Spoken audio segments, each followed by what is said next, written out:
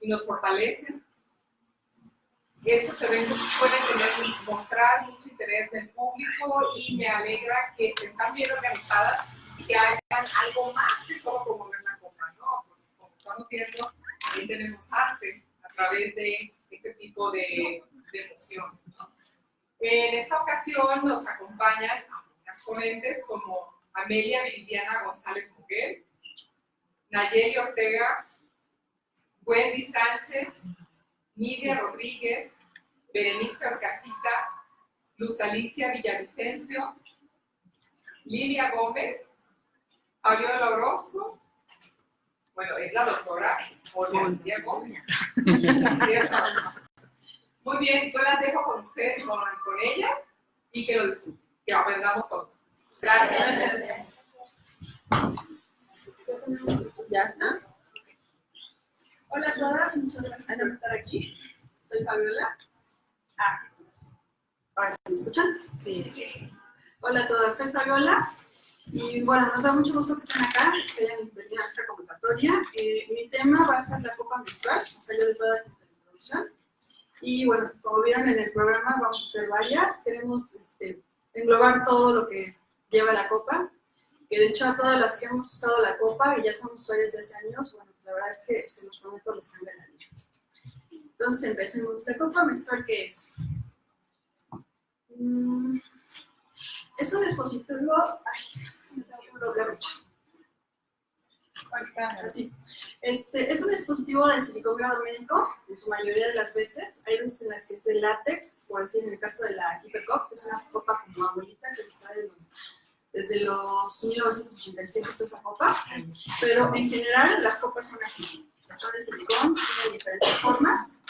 Incluso hay copas muy raras, que son así como esta, que es plegable, o sea, se despliega. Está muy buena esta copa. Todos nos causa curiosidad. Hay copas que yo les llamo diafragma, que son como esta, que parecen un diafragma justamente, son muy cómodas, pero bueno, todas son copas, al final del día. Bueno, esta es una copa desechable, no nos encanta tanto, pero bueno, la traje para que la conocieran. Hay copas que son muy pequeñas, por decir, si pueden ver esta, si la alcanzan a ver todas. Sí, más alto. Acá. Gracias. Una copa puede ser así como muy pequeña o muy grande, dependiendo de las necesidades de la persona. También hay copas para niña, por decir exactamente esa copa, la más chiquitita, se recomienda justo para menarcas chiquitas que andan iniciando su menstruación, no sé, desde los 8 o 9 años que andan iniciando las nenas. Entonces, pueden utilizarla siempre y cuando sea decisión de ellas. O sea, no será que presionarlas. Si ellas quieren usarla, adelante. Entonces, los materiales generalmente es silicón, grado médico, elastómero termoplástico, en el caso de la marca que se llama Meluna, látex, en el caso de Hypercup.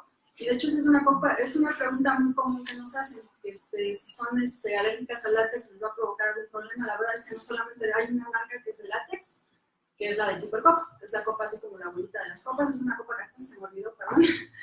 Pero bueno, solamente esa, todas las demás, la mayoría es silicón grado médico. Hay otras que encuentran en Wish, en Mercado Libre, en otros lugares. Esas son copas, lo más probable es que sean silicón grado alimenticio. Entonces, aguas con esa, tema lo va a dar otra de mis compañeras, un poquito más extensamente. Entonces, bueno, los materiales simples, sí,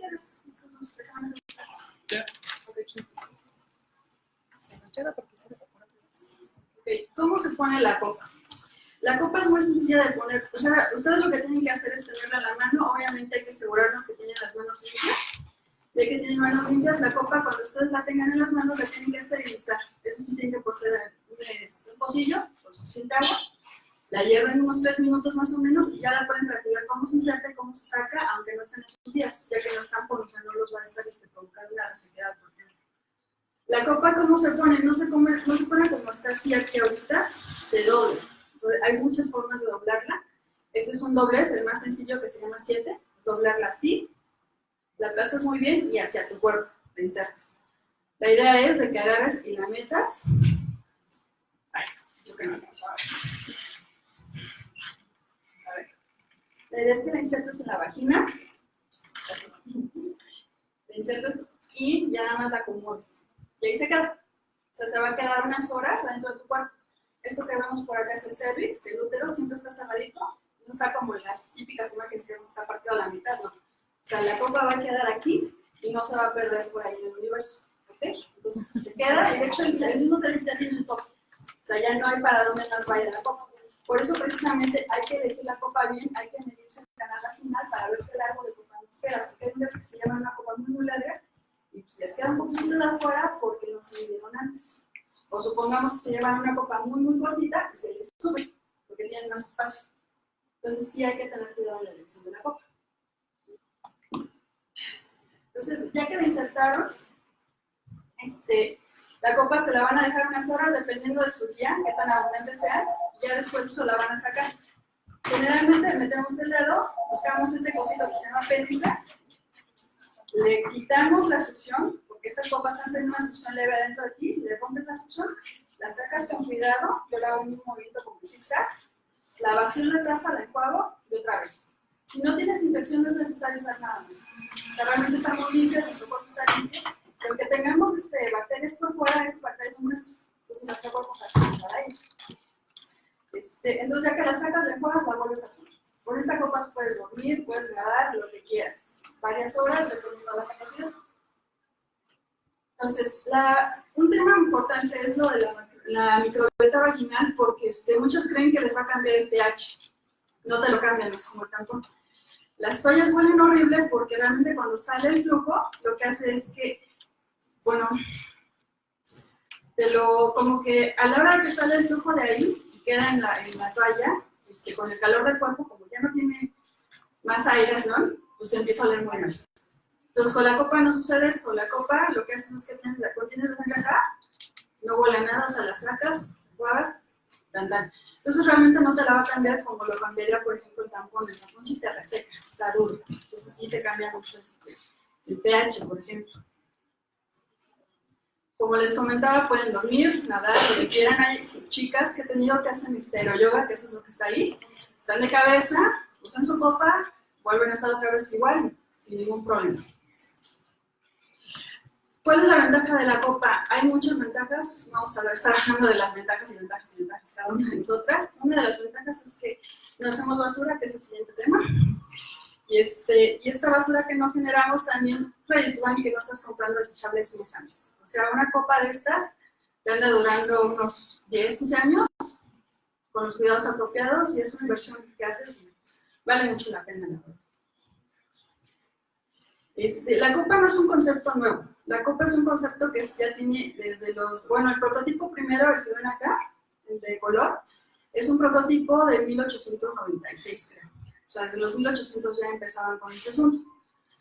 La otra patente que hay es de Leonard Chalmers. Esa patente es de 1930. Pero bueno, si ahorita me dicen, bueno, ¿cómo es que antes no se conocía la copa? Pues imagínense ahorita, ¿no? Si de por sí es un poquito como que tabú el tema, pues imagínate en los 1930 que estamos hablando, ¿no? Entonces esa copa de Leonard Chalmers la dejaron de producir en 1963, porque bueno, no tuvo como que mucha información, mucha difusión, y después hay un como silencio respecto a las copas hasta 1987 que sale Keeper Cup, que es la copa abuelita que le decimos de las copas. Lo que les comentaba, hay mucha variedad de copas, siempre va a haber una copa para cada persona. Lo que sí tienen que hacer es asesorarse muy bien para elegirla o investigar ustedes. Sí, perdón, se me olvidó comentarles, al final de todas las presentaciones vamos a dar un espacio para preguntas y respuestas, porque somos varias. Entonces, al final, por favor, las preguntas que tengan, ahí como que anótenlas en su celular y nos las dicen, va. Y ese ya es el final de mi presentación. Entonces sigue Vini con sustentabilidad. Gracias. Sustentabilidad.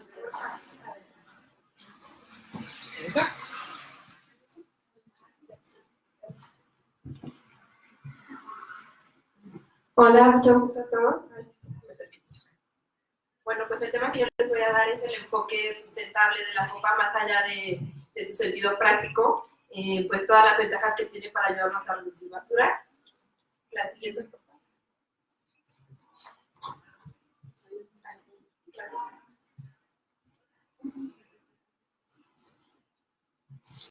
Bueno, pues hay un movimiento que se llama Zero Waste o Cero Residuo. Yo desde a aplicar algunas cosas de esta filosofía. Y pues tiene que ver por, bueno, varias cosas, pero una de las más, lo que genera más impacto es el ver todas las cosas desechables que utilizamos en el día a día, todas las cosas como una bolsa de plástico, o sea, pensando en un día común, ¿no? Una botella de agua, un envase para la comida, un vaso por un popote, etc. Y bueno, si vamos sumando eso día con día, pues obviamente es plástico. Ah, es con eso, ¿verdad?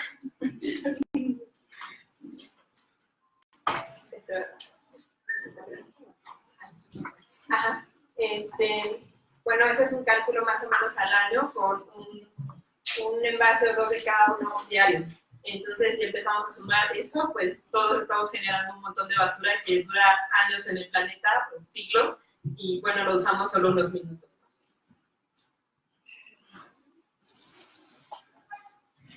Y bueno, si quieren como calcularlo ya a un nivel más grande, este es un experimento de un ambientalista que se llama Rob Greenfield, y él lo que hizo fue llevar como puesta toda su basura que producía durante un mes en el consumo típico de un estadounidense, que no está muy lejos que el que tenemos los mexicanos. Pueden checar ese link para ver un poco más del experimento de qué implicaría ver toda junta nuestra basura de un mes. Y bueno, si eso lo sumamos en un año, los mexicanos más o menos estamos consumiendo como 438 kilos por persona al año de basura. La gran mayoría de eso pues, son de cosas desechables que podríamos sustituir por opciones reusables. Y bueno, pues las mujeres, entre esas cosas desechables que estamos consumiendo constantemente, pues están las toallas, los tampones. Entonces, más o menos, en un cálculo promedio de un cambio cada 5 horas por 5 días, estamos usando 25 toallas o tampones por un ciclo. Y si eso lo sumáramos por 13 ciclos al año, más o menos, son 325 tampones o toallas al año. Entonces, bueno, más allá de toda la cantidad de basura, o sea, ¿qué pasa con toda esa basura? Esta es, bueno, una imagen que tomé de un video, aquí está el nombre del video por si quieren ver, es sobre los rellenos sanitarios. O sea, tenemos la idea de, bueno, se va, lo tira a la basura, se va al relleno sanitario, pero ¿qué pasa? Bueno, pues el relleno sanitario sí es un hueco que se hace para contener toda la basura mezclada, ¿no? Que no se está, mucha puede ser incluso reciclable, pero que no se está reciclando. Y al final, pues aquí se ven los mantos acuíferos, ¿no? Entonces, al final, por más que haya una capa ahí que se supone que está para contener la basura, llega un momento en que todos los líquidos pues, se van traspasando a las capas de los mantos acuíferos. Entonces, al final todo eso regresa a nosotros. O sea, no es como que se va a algún lugar por ahí y desaparecer. El universo no siempre está pues en la tierra, ¿no? Y entonces en algún momento va a regresar a nosotros, en nuestra agua, en la tierra, en todo lo que, en los alimentos que consumimos. Y bueno, con ese cálculo promedio que decíamos, en 5 años más o menos que es la duración que los fabricantes suelen poner para la copa, aunque como ya vimos puede durar hasta 10 años con los cuidados adecuados, solo en 5 años serían 1.700 toallas o tampones o una copa menstrual. Entonces así ya se va viendo más el impacto, ¿no? De casi 2.000 tampones o toallas por una sola copa.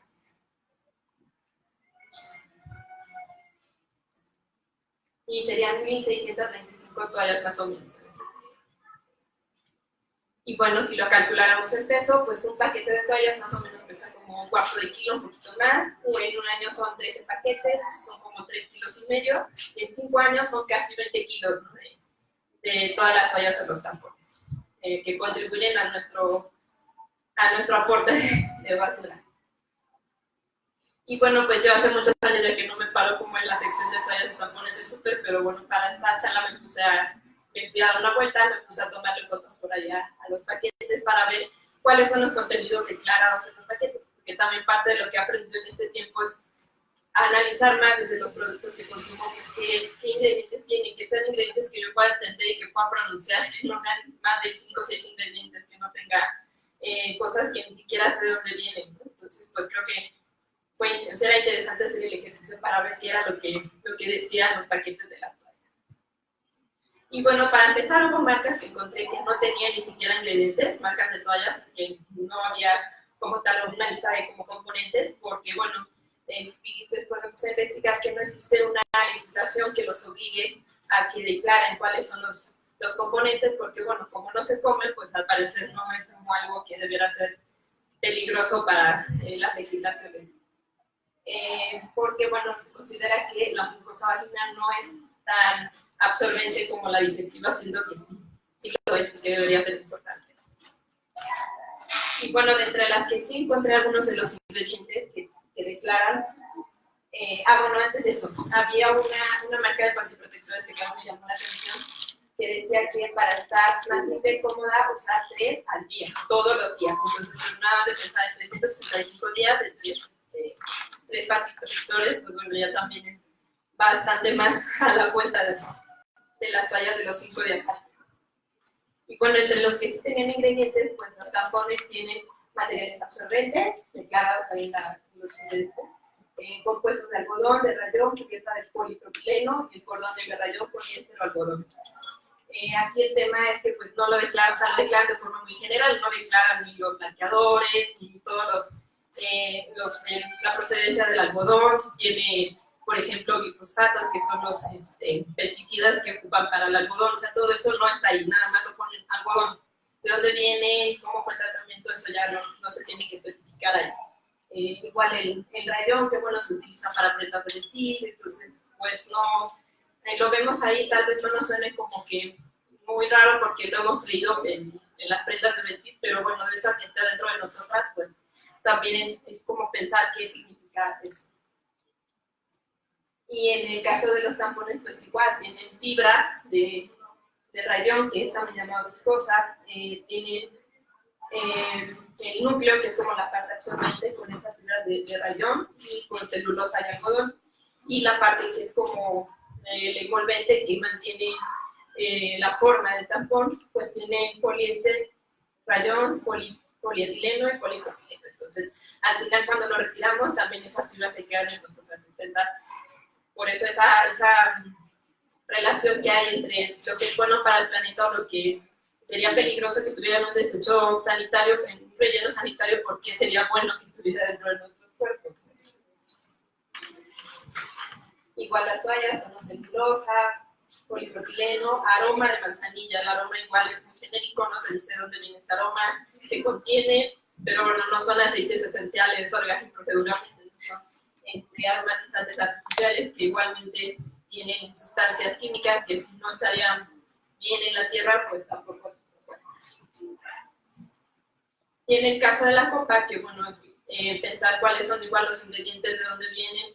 Las copas certificadas suelen ser de silicón grado médico en su mayoría, y pues el silicón, que es una sustancia que deriva de la naturaleza, no contiene aditivos, no contiene ni blanqueadores, ni soltantes, ni absorbentes. Proviene del silicio, que se combina con otros elementos como el oxígeno, el carbono, el hidrógeno, y se encuentra el silicio de forma natural, constantemente en la naturaleza, en piedras, en barro, en arena, en cuarzo.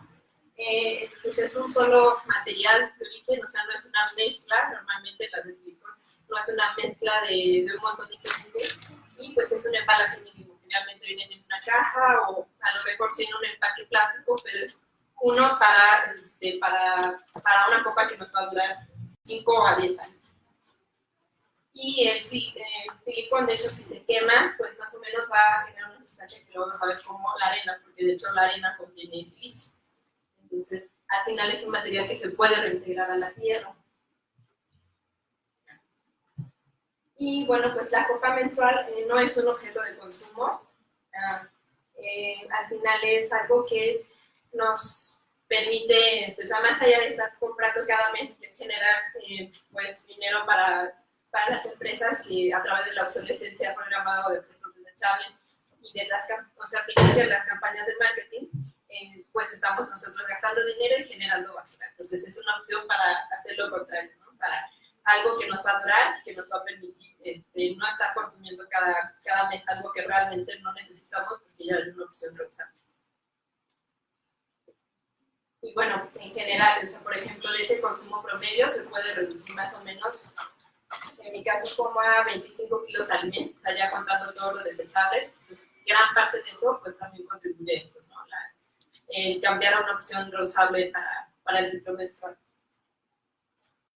Y pues igualmente en el caso de la sangre menstrual también es el contemplar que no es un desecho, que también tiene, si si vemos como todos los componentes que tiene, que ahí están, pues es posible ofrendarla a la tierra y también hacer el proceso de reciclaje, digamos así, de materia orgánica en algo que nutre las plantas y que también a nosotros nos conecta más con la tierra. Y bueno, en general eso es, a través de esto también es, bueno, yo he aprendido más a como saber a ver de dónde provienen las cosas, los ingredientes, cuánto duran y pensar en la vida útil de los objetos, ¿no? Y evitar los desechables. Ahí están los de la página, si quieren saber más de este tema.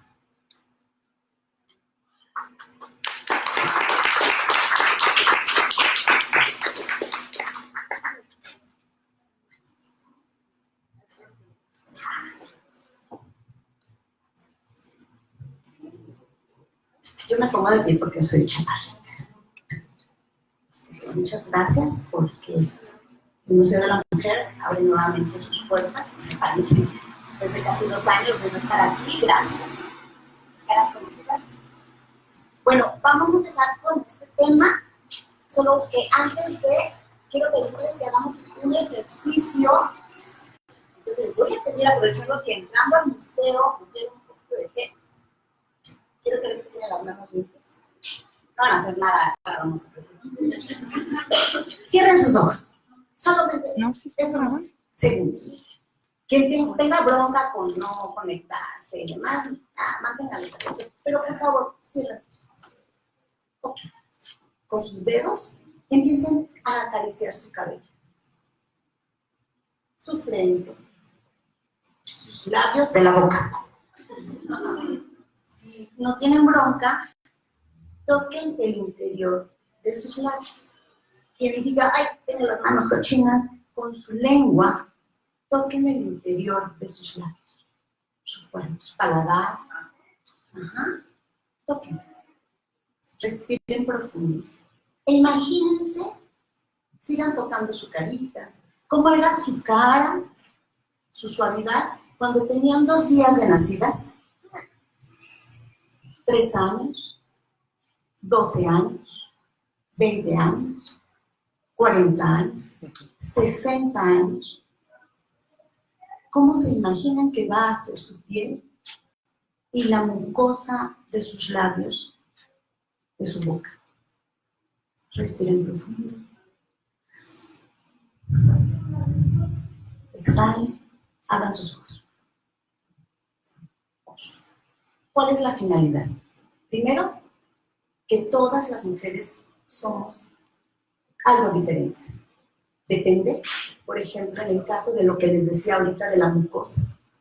Tomé agua, estoy reseca, soy diabética, fumo, ¿de acuerdo? Entonces, de esa misma manera les voy a pedir que imaginen cómo está su vagina.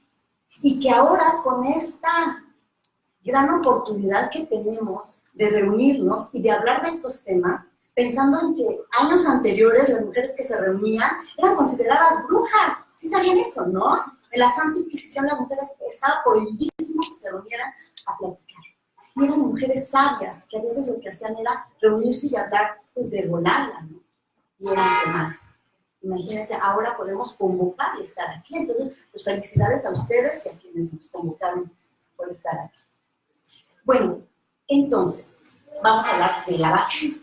La vagina, que es un órgano interno, porque ¿se acuerdan que antes, porque ahorita ya no, ¿verdad? Cuando decían, lávate bien tu vagina a la nena, ¿no? Y ahora, ¿cómo se llama? Esa parte externa, fuerte, no escucho. Vulva, porque la vagina es lo interno. Yo les digo, lávate bien la vagina, pues que agarran el cepillo de las mamilas. No. Esa parte interna, que es una cavidad virtual, que tiene la capacidad de ser tan estrecha que puedo colocar a través del introito o ese pequeño orificio, porque déjenme decirles que no estamos selladas, ¿eh? Hay un pequeño orificio para que por ahí salga la sangre menstrual de quienes no han tenido un coito o penetración. Puede ser tan pequeño y estrecho que pueda caber un cotonete en la toma de una muestra, ¿sí o no? Puede ser tan pequeño que puede caber un aplicador si voy a colocar un medicamento, ¿sí o no? o tocarme para explorarme. Y hago un paréntesis, esto de la exploración, antes las mujeres prohibidísimo que se tocaran. Y ahora con esta oportunidad de las copas menstruales, cada vez quienes aquí orientan y acompañan a las mujeres en este proceso, les pueden decir, no, no te preocupes, es que sentí como unas bolitas, es que sentí como raro, es que sentí, o sea, se están dando cuenta, se están empoderando y están haciendo suyo este cuerpo. Entonces sí, me doy cuenta que tiene una textura. Si se acuerdan de esto, háganlo con su dedo así, se sienten bolitas, se llaman papilas. Papilas no es igual de virus de papiloma, pero estas papilas también las tenemos. Y quienes ya se han tocado, se las han encontrado como esta textura papilar. Y entonces, me encontré, me di cuenta de. Y entonces puede caber un espejo vaginal, no le tengan miedo. Yo tengo de varios tamaños, este es uno delgadito. Y puede abrirse, porque la característica de la vagina es que es elástica. Tan elástica que puede caer un espejo vaginal, un pene pequeño, pero travieso, uno grandote. Sí, todas sonríen. O inclusive, sale un chamaco de 3 kilos. O sea, tiene esa gran capacidad y por eso tiene pliegues. O sea, no es un tubo. Y esos pliegues, cuando se tocan, se sienten así como rugositos, porque precisamente se tiene esa capacidad de expansión, de elasticidad. Y tiene músculos que también pueden ser voluntarios y apretar. ¿De acuerdo? Entonces, ahorita vamos a hablar de un poquito de la anatomía. Pero, ¿cuál es la finalidad de hablar de la mucosa? Pues que igual que ustedes sintieron la parte interna de sus labios, es una característica de la mucosa vaginal. Y si checan, el color es muy parecido. A menos que, una imagen, a menos que haya un proceso infeccioso y entonces cambie el color, ¿no? A un rojo, o una palidez. Lo más importante que ahora es que ahora ya puede colocar inclusive un espejo y explorarse y conocerse. Es anatomía. Les ofrezco una disculpa, pero el objetivo es...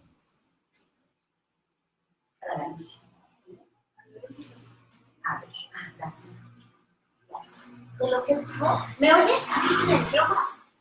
Bueno, el objetivo es que conozcamos en un corte, así como si nos cortaran así por la mitad, ¿cuál es la ubicación de la vagina? Perdón, ¿alguno de ustedes va a hablar de este tema de la vagina? Para no brincar mucho. Entonces, esta es la nalga. Este es el huesecito del pubis. Pubis, vello púbico. ¿Ya ven de dónde viene el nombre? Pubertad. Entonces, este es el pubis. Detrás del pubis, vejiga. Cuando tenemos la vejiga llena, ¿poco nos sentimos aquí un bultito? Entre la vejiga y el recto y el ano están los labios y la entrada de la vagina. Y esta línea rojita que está aquí estrecha es la vagina, que conecta esta parte del cervix o cuello de la matriz y el útero, que tiene esta posición como de una piedrita, pero de esta forma. ¿Cómo está aquí? ¿De acuerdo? ¿Por qué es importante toda esta cuestión anatómica? También por cuestiones de higiene. Porque si no hay una... Porque si no hay una cuestión de higiene, hay una zona muy cercana que es el ano, y entonces ahí sí hay bacterias. Entonces, si no tenemos higiene, pues hay riesgos de infecciones.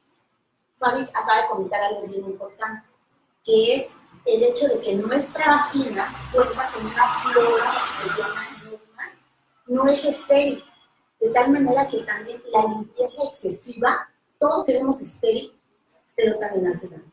Por ese motivo no debe de haber ni duchas vaginales, y los jabones que nos venden como íntimos no deben de introducirse en la vagina, porque entonces destruyen estas bacterias que realmente son nuestras amigas, ¿de acuerdo?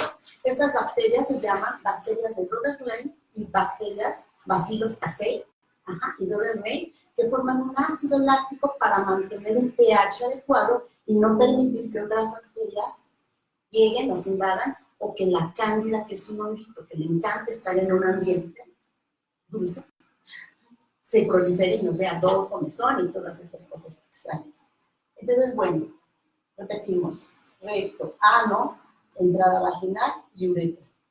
¿Por qué lo comento también de esa manera? Porque a veces hay mujeres que creen o pensaban que el orificio por donde orinaban era el mismo por donde nacían los hijos. No se espanten, pero hay quienes todavía lo piensan así. Entonces es muy importante conocer de nuestra anatomía, ¿de acuerdo? Coloquen un espejo. ¿Quién de aquí ya agarra un espejito y se conoce? La verdad. Las que no levántenla porque ahorita van a llegar a hacerlo en casa. Bueno, muy bien. Y estos cortes son anatómicos, son de un libro hermoso que se llama Netter. Este es el útero. Estas son las trompas de Falopio, los ovarios, pero estos son ligamentos. Y estos son vasos sanguíneos. Esta es la vagina, pero efectivamente este es el cuello de la matriz. Y hay unos fondos que les llaman fondos de saco, que hasta el fondo, y esos pliegues en donde puede llegar, y ya no se va al infinito más allá. O sea, ay, se me sale la copa por la... No se me sale por la garganta, no. Es que se me fue y no la encontré, a lo mejor pasa por acá en el intestino. No, ¿de acuerdo? En verdad, hasta ahí llega, ¿de acuerdo? Bueno, pues entonces, nada más me gustaría comentarle que aquí estos músculos se llaman elevadores del ano y tienen esta conexión con esta parte de la vagina, de tal manera que mediante un ejercicio que es apretar, a ver, aprieta la boca, ejercicios de Kegel, ¿quién se lo sabe? No, tarea, ejercicios de Kegel, para mantener, sobre todo para quienes han tenido partos vaginales, un tono adecuado de la vagina, ya que después del parto, para muchas mujeres, la vagina se vuelve un poco más amplia. Entonces, para mantener y apretar, ejercicios de Kegel. Lo anotan, y lo investigan y lo hacen. Bueno, mucha tarea. Por favor. Solamente tengo 2 diapositivas, porque me encanta hacer diapositivas, ¿verdad? Pero en esta ocasión solamente fueron 2. Esta tiene esta finalidad. Mostrarnos cuántos vasos sanguíneos nutren a la vagina. La vagina no tiene glándulas. Su lubricación va a depender del cervix, del moco cervical, sobre todo en el periodo más o menos de la ovulación. Pero si la vagina está excitada, del transudado que va a provocarse por la vasocongestión ante tal situación. Palabras médicas.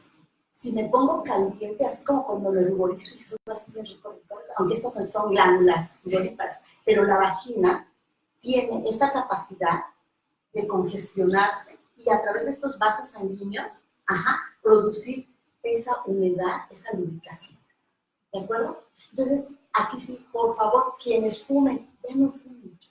Porque el cigarro, aparte de tener sustancias tóxicas, disminuye esta capacidad de lubricación. Bueno, pero otro comentario, y esto le pongo un asterisco porque al final de mi aportación va a ser muy importante. Existen vías de administración en farmacología, ¿sí o no? Vía oral, intradérmica, vía intravenosa. Cuando un niño está ardiendo en fiebre, le pongo un supositorio y ¿a poco no? Pues ¿qué creen que pasa en la vagina? Que existe otra vía de administración para medicamentos. Esta vía es la vagina. Si yo tengo una mujer que tiene un embarazo de riesgo, ¿ya? No, bueno. Tiene un embarazo de riesgo y entonces le doy progesterona para detener su embarazo, pero está vomitando por las náuseas, ¿qué otra vía de administración le puedo dar? Vaginal. ¿Por qué pongo un asterisco? Porque más adelante vamos a ver que efectivamente si algo entra en nuestro cuerpo, por estos vasos sanguíneos puede absorberse algo. ¿Puedo mostrarlas? Y no es que yo me queriendo tener relaciones con un pirata y piratas del Caribe, ¿no? Ese es el riesgo, ¿vale? Ahorita les hablo de ese riesgo. Entonces, esta es la importancia de saber cuántos vasos sanguíneos. Y además, que también hay una gran red de vasos linfáticos. linfáticos, linfocitos, ¿les recuerda algo? Son nuestras defensas, son glóbulos blancos. Ajá. Entonces, por eso es muy importante evitar tener ropa muy ajustada que nos corte la circulación a este nivel, porque entonces no va a haber un buen riego linfático en esta zona tan importante que es nuestra vagina. Y entonces esta imagen nos muestra cuántos vasos sanguíneos y cuántos vasos linfáticos nutren esta vagina. Ajá. Y aquí también viene una zona de inervación de los nervios. No nervios como los que yo llegué corriendo y que llegué toda sudada, sino los que dan la sensibilidad. Pregunta. ¿La vagina se siente igual en la entradita que al fondo y al final? ¿O se siente diferente?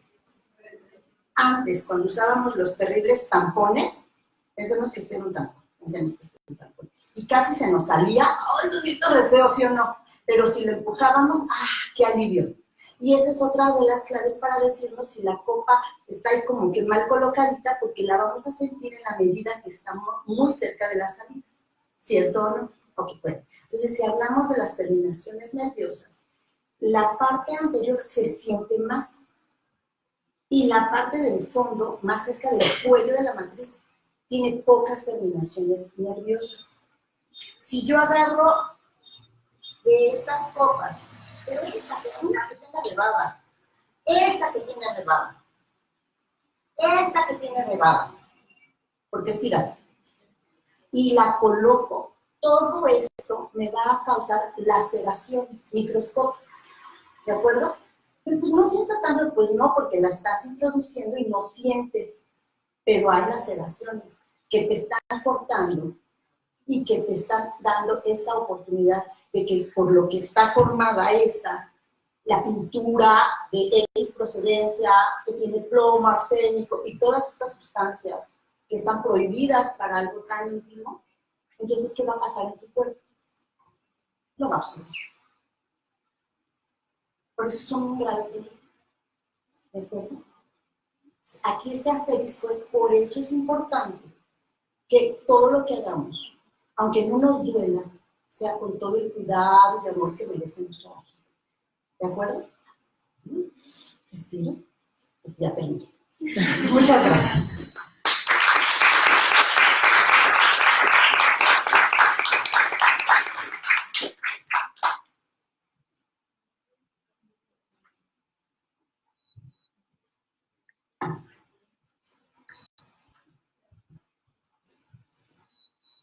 Buenas tardes a todas. Ya que les hablaron bastante bien de la anatomía, yo les voy a hablar un poquito de fisiología, ¿no? ¿Qué es lo que en algún momento alguien decidió, o la evolución, o quien sea, que nosotras las primates teníamos que menstruar? ¿De dónde viene eso? Los primates somos los únicos animales que menstruamos. Pues se llegó a la conclusión de que eso era lo más efectivo para reproducirnos. Pero bueno, entonces todo esto de la regulación del ciclo va a empezar en el cerebro, en un lugar que se llama hipotálamo, que está aquí, ¿no? De aquí se va a transmitir una señal hacia otro órgano, que también está ahí, que se llama hipófisis. Estos van a secretar señales que van a, bueno, en el caso de la hipófisis, que van a ir ya hacia el ovario, ¿no? Este ciclo va a dar origen con las hormonas que se secretan, que son estas. FSH y LH van a llegar al ovario, en donde se va a dar la maduración del ovocito, se va a ovular, va a llegar al útero, y en caso de que no haya embarazo, se va a desechar todo el endometrio que se desarrolló, ¿no? Entonces, ¿de dónde va a venir este sangrado? Viene justamente del desarrollo de ese endometrio, que va a estar dado por la hormona principalmente, una hormona que se llama progesterona, ¿no? Entonces, se va a generar la proliferación de este epitelio especializado, que en cierto momento, pues, si no hay la implantación de un embrión, se va a descamar y va a salir, ¿no? Entonces, eso es como a grandes rasgos lo que está pasando, ¿no? Pero en la fase menstrual, que es en esta fase que aproximadamente normalmente en promedio dura 5 días. Hay un montón de dudas que muchas veces a lo mejor no las hacemos, a lo mejor no, porque son cosas que no se hablan mucho, ¿no? Pero ¿alguna vez ustedes se han preguntado qué es lo normal? O sea, hay muchas, en algún momento tal vez en la primaria, supieron que eventualmente iban a menstruar, ¿no? Iban a empezar a sangrar. A lo mejor algunas ni siquiera eso. Y llegaban 11 o 12 años y de pronto un día entraron al baño y ¡ah! ¿Qué está pasando? ¿No? Nadie habló de eso y cuando lo hablaron solo sabían que iban a sangrar. ¿Qué es lo normal? ¿Alguien se lo había preguntado? ¿Es normal, por ejemplo, ¿es solo sangre? ¿Alguien sabe? ¿Se lo habían preguntado? ¿O sí, sí es solo sangre? Bueno, ¿es normal que duela? Por ejemplo, es otra pregunta que a lo mejor se hacen, a lo mejor no. A lo mejor solo dijeron, pues sí, duele, ¿no? Duele ser mujer y ni modo. Ahí están las pastillas. Otra es, otra muy común es que yo creo que yo llenaría una cubeta, ¿no? Me desangro ese día. ¿Esto es normal también? ¿Será? ¿No será? ¿Qué pasará? ¿No? Bueno, para resolver un poquito de estas dudas, ya nos habló un poco de esta cuestión, ¿no? Los componentes del flujo menstrual, no es solo sangre. Tenemos muchas veces cuando empezamos a usar copa nos damos cuenta de esto, ¿no? Porque cuando la sacamos vemos que hay varias fases, ¿no? Encontramos como tejido, encontramos sangre, encontramos algún fluido transparente y entonces decimos, ¡ay! ¿Qué es esto? Yo solo había visto sangre en la toalla, ¿no? Y a lo mejor coágulos que se pegaban. Entonces, hay muchas otras cosas, podemos ver incluso flujo vaginal que se puede separar en alguna fase, ya en la copa. Hay células muertas del endometrio, pedazos de tejido también, hay lípidos, proteínas, hay hormonas, y bueno, hay algunos estudios que también dicen que últimamente se han encontrado contaminantes orgánicos, contaminantes que nos untamos en las cremas, en los cosméticos, en los barnices de uñas, ¿no? Y parabenos. ¿Ah? Hasta allá llegan. Imagínate. Con respecto a la cantidad, es curioso que últimamente, bueno, ahorita te voy a enseñar una foto, pero más o menos se considera, o esto dicen los estudios clínicos que se han hecho, nos dividen en tres, ¿no? Las de flujo ligero, regular y abundante, ¿no?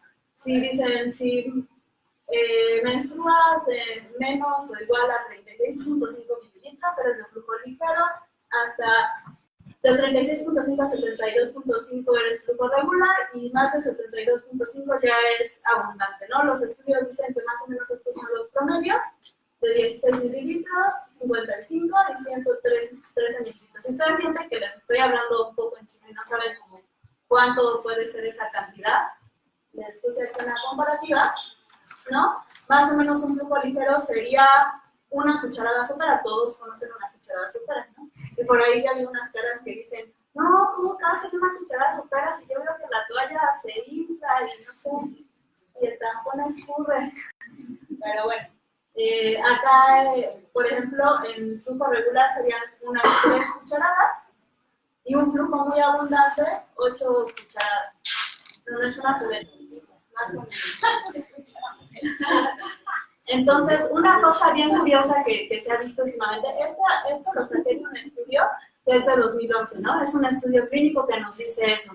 Y una vez a mí se me ocurrió hacer un post sobre eso, ¿no? Más o menos cuántas cucharadas es un flujo normal, porque aparte de estos estudios te dicen que más de 120 mililitros, aprox, en un ciclo completo, es ya como un indicativo de que algo puede ir mal. ¿De qué depende la cantidad de flujo? Ya vimos por ahí las hormonas. Se ha visto que está relacionado con un aumento de hormonas, FSH o progesterona, justamente, que es la que va a hacer que nuestro útero prolifere, ¿no? Para que se implante ahí en caso de que haya fertilización. Y entonces, entonces se me ocurrió hacer una pregunta ahí en la página de Facebook y empecé a recibir muchos comentarios así de, ¿Cómo que 8 cucharadas es abundante? No, pues yo lleno la copa cada 2 horas y es una de las copas especiales para flujo abundante. Entonces hacían sus cuentas y en 1 o 2 días, o chicas que llegan y que te dicen que una nocturna la llenan en 2 horas, flujos muy, muy excesivamente abundantes. Entonces, me sorprendió, y sabiendo que los estudios químicos, que no están, digamos, es del 2011 esto, desde 2011 hace 7 años, ¿no? Pero al parecer está aumentando, y a lo mejor esto ya no es lo normal. Lo normal puede ser que haya aumentado. ¿Por qué? Pues puede ser por muchas cosas. Estamos comiendo, estamos untándonos, estamos respirando disruptores endócrinos que pueden alterar las hormonas y aumentar el flujo, ¿no? Pero bueno, entonces, pues esto ha llevado también a que, bueno, una de las cosas de estos es que estos estudios también se han hecho, obviamente, con usuarias de toallas y de tampones, ¿no? Que pueden ser, este es el método que usan, ¿no? Si ves una manchita en la toalla, entonces, no quede. Es 1 mililitro, y si la llenas, entonces son 10, y así, ¿no? Entonces, es un poco, digamos, a percepción de cada una. Obviamente, un estudio realizado así con copas sería como mucho más certero, ¿no? Habría que planteárselo ahí al grupo de investigación. Y esto ha llevado también a que algunas marcas de copas se hayan como enfocado en hacer copas bastante grandes para cubrir este flujo que se está generando, ¿no? Hay copas que están diseñadas hasta para 50 mililitros. Imagínense si se considera que 120 ya está fuera de lo normal y que ya indica que hay un problema por ahí, y hay copas de 50 mililitros que se cambian 2 veces al día, en un día ya están superando la cantidad de flujo normal, digamos, ¿no? Entonces, bueno, son algunas cosas a saber. Otra de las cosas que, bueno, se ha visto con el uso de la copa, al menos que esto se recopiló en una encuesta del grupo en el 2015, y se están viendo que, bueno, tenemos aquí una gráfica de antes de usar la copa, cuántos días menstruabas, y después de usarla, bueno, estas de copas y toallas, porque también se ha visto como un resultado parecido. Entonces, cuando empezamos a usar opciones reutilizables, parece que los días se están reduciendo de flujo. Y no solo eso, al parecer también la cantidad de flujo, ¿no? Al principio a lo mejor me la cambiaba cada 5 horas y ahorita ya me la estoy cambiando cada 8 horas. Entonces, yo la verdad la primera vez que empecé a ver estos casos creí que era cuestión de percepción, porque digamos, la copa es un recipiente interno que va recibiendo el flujo cuando sale del útero, casi directamente, ¿no? Y la toalla todavía tarda un poco en bajar y es pues, un rato en lo que baja, y a lo mejor que la toalla se infla y entonces veíamos que era más y ahora vemos que es menos, no sé. Sin embargo, hay varios casos en los que se ve realmente una disminución que te hace pensar así como, ¿por qué? ¿No? ¿Qué está teniendo a lo mejor los productos que usamos desechables que podrían estar alterando, no sé, quizá las hormonas que están regulando la proliferación del endometrio, o a lo mejor alguno de los otros componentes que veíamos que tenía la menstruación? Falta mucho por investigar, pero bueno, esto es ya un antecedente de que algo está pasando. Interesante. Pues ya, esta sería mi participación.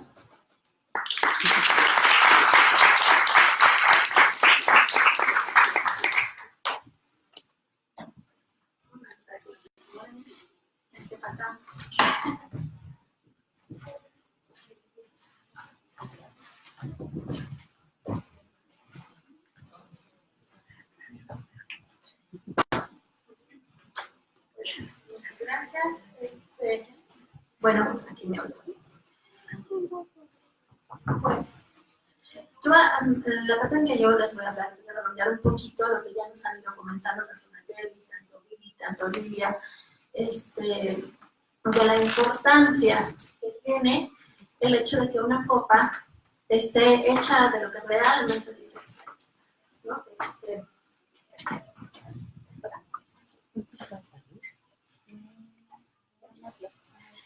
Sabemos, muchos aquí que utilizan la copa, sabemos que hay una gran cantidad de marcas, de tipos, de copas, y lo que ha acumulado hasta ahora, aparte de un montón de marcas que son muy buenas, que están hechas con materiales que son de calidad, pues por lo menos tienen alguna regulación o algún sello de calidad para que nos está dando la certeza de que realmente están hechas del material que nos están diciendo.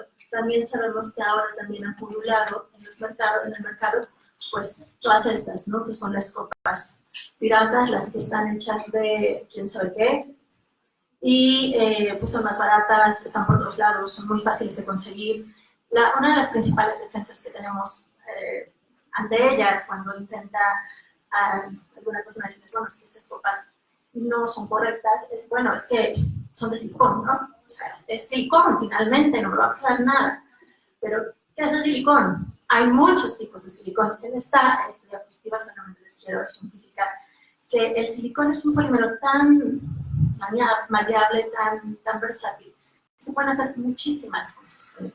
Depende de con qué se combine, es lo que vamos a tener. Podemos tener una copa menstrual de muy buena calidad, podemos tener una funda de celular. Yo no sé si aquí alguien se metería una funda de celular a la vagina, como nos dijo Lidia. Es un medio de absorción muy importante, entonces sí es de pensarse, ¿no? ¿De qué están hechos? Pero ¿qué es el silicón, no? Porque nos viene a la mente cuando decimos silicón, el silicio, y bueno, en inglés, silicio es silicón, pero en realidad, aquí lo podemos ver, este es el elemento silicio. Entonces, vamos a ver tantito. El silicio, ¿es lo mismo que la copa? Pues de inicio no lo es. Es común pensar que cualquier cosa que tiene silicio puede ser silicón, pero tiene que ver con la forma en la que ese silicio se está entretejiendo. El silicón, de hecho, es una forma de llamar a un polímero de silicio que tiene silicio y tiene oxígeno.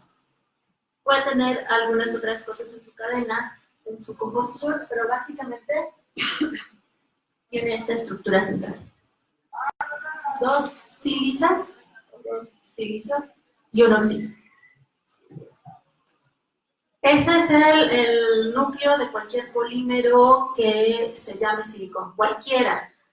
Copas menstruales, copas piratas, el silicón para sellar la ventana, las fundas de los celulares, cualquiera tiene eso como núcleo central. ¿Cuál va a ser la diferencia? Si se dan cuenta, y nos acordamos un poquito de la clase de química, a este silicio le quedan dos enlaces químicos acá. Bueno, tres, ¿no? Porque normalmente acá se siguen estas unidades iguales. Entonces quedan estos dos espacios para que se les peguen otras cosas. ¿Qué otras cosas tenemos ahí? Es lo que va a hacer la diferencia del tipo de polímero que vamos a tener. Normalmente los silicones de grado quirúrgico, se llaman elastómeros, forma técnica de llamarlos, van a tener aquí una molécula pequeñita de carbono, que es un metilo, un carbono 3 hidrógenos, y eso va a ser el núcleo central. Pero se pueden poner muchísimas cosas más.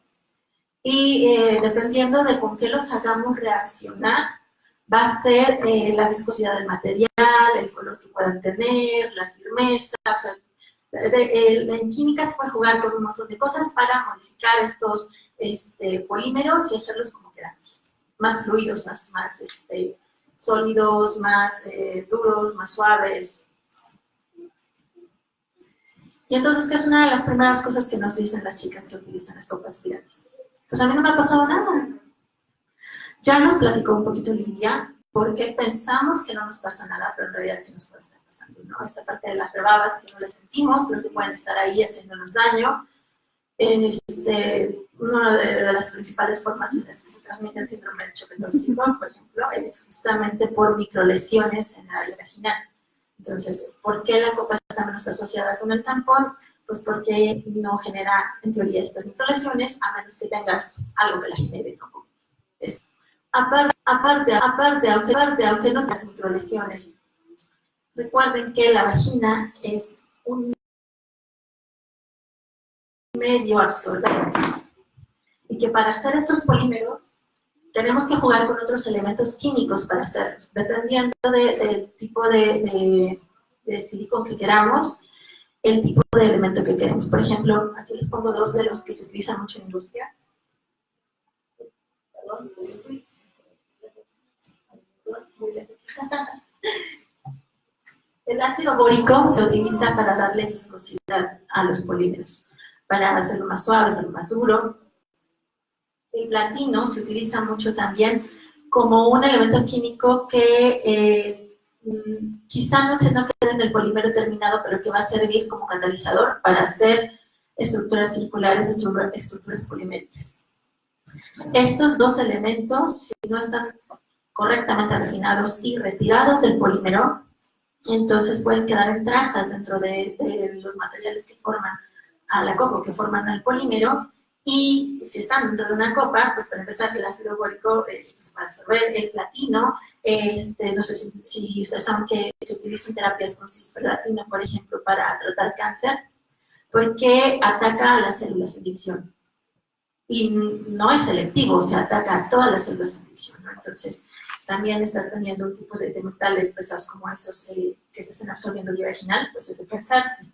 Entonces, esa parte de a mí no me está pasando nada, pues es realmente la punta del iceberg. Ahorita no me está pasando nada, quién sabe después, ¿no? Sin contar que, bueno, también estoy centrando nada más en la parte química de los materiales, pero sin centrar en todo lo demás que viene cargando atrás la industria de fabricar cualquier cosa pirata, ¿no? La violación de derechos, los procesos de fabricación contaminantes, etcétera, etcétera, ¿no? Entonces, para que un polímero sea, un polímero de silicón sea de grado quirúrgico, necesita cumplir con dos requisitos. Uno que es la biocompatibilidad y la biodurabilidad. Eso también es importante checarlo en la cuestión de las copas. Biocompatibilidad es que la copa por sí misma no vaya a crear ningún efecto dentro del cuerpo de la usuaria. Y la biodurabilidad habla de que tanto nos va a durar ese polímero en uso. A lo mejor el grado de la copa es más fácil darse cuenta porque la pones y la quitas, pero las que ya tenemos bastante tiempo utilizando copas, sabemos que una copa de buena calidad, antes de 10 años no te da ningún problema. Y tenemos reportes de otras copas que al año ya se rompieron, ¿no? Por ejemplo, estos, para ponerles un ejemplo que a lo mejor está en otro contexto, pero dentro de los mismos polímeros de silicón, esto es importante, por ejemplo, en el caso de los implantes mamarios, por ejemplo. Cuando un implante mamario se rompe dentro del cuerpo es más difícil darse cuenta, ¿no? Entonces, muchos están rellenos de geles de silicón que se puede ir esparciendo por el resto del cuerpo, generando más procesos patológicos. A la larga, entonces, es importante que una empresa que te dice que realmente está vendiendo un producto de grado quirúrgico cumpla y te dé algún aval de que esto lo está cumpliendo. Yo aquí les pongo un ejemplo de un caso que se dio por ahí del 2010-2012 de una empresa que fabricaba implantes mamarios en Francia, la cual se le retiró el permiso de comercializarlos en Europa, así muy intempestivamente, sin decir nada. Y haciendo un poco de investigación se dieron cuenta que en realidad esta empresa lo que estaba haciendo era fabricar sus implantes utilizando polímeros de silicón de nivel industrial, o sea, silicón de grado industrial y no quirúrgico, lo cual se había empezado a ver que en algunos casos tenía repercusiones en los usuarios de los implantes, ¿no? Imagínense qué puede estar pasando con las copas menstruales. Ya nos platicó Fabio un poquito de la historia de las copas, que no son nada nuevo, tienen bastante tiempo con nosotros, pero muchas de las chicas nos dicen, bueno, es que realmente no hay pruebas de que lo que me dices es verdad, que el material va a estar causando alguna diferencia. Pues sí las hay estudios científicos y todos aquí solamente es como para citar algunos de los más importantes que ha habido desde los años 60 hasta abril del último año, es el último estudio que acabo de encontrar que tocan el tema de la copa menstrual. Hay muchos estudios en los que se han mostrado que la copa es un dispositivo seguro, que no tiene una repercusión siempre y cuando sea hecho de los materiales adecuados. Todos estos representan a marcas de copas que tenían algún aval atrás que estaba apoyando. Y bueno, pues tan seguras son estos dispositivos que, ok, si ya se utilizan o si sabemos que son seguros para nuestra menstruación, en la ciencia también han empezado a utilizarse para otro tipo de protocolos. Estos estudios que les estoy poniendo aquí son otros en los que se han utilizado marcas de copas certificadas para fines diferentes de checar que la copa funciona o no, para recolectar células madre, para recolectar tejido endometrial, para ver el contenido hormonal de las células. Un pequeño comercial, por ejemplo, aquí en México también estamos haciendo trabajos en rehabilitación, aislando células madre del endometrio utilizando copas menstruales, por ejemplo. Y entonces, ok, entonces todo es felicidad, realmente funcionan, como dicen, las copas certificadas no te van a causar ningún daño. Sí es cierto que hay algunos reportes de casos en donde se han encontrado algunos efectos adversos, estos son 3 de los más importantes, pero quiero hacer notar que en los 3, el factor común que hay es que hubo un mal uso de la copa. O bien se colocó de forma inadecuada, o bien al ponerlo se lastimó la chica y por eso tuvo algún problema relacionado con síndrome de choque tóxico, o en este caso, por ejemplo, estaba de lado y hacía presión sobre el uretero derecho. O sea, como tal,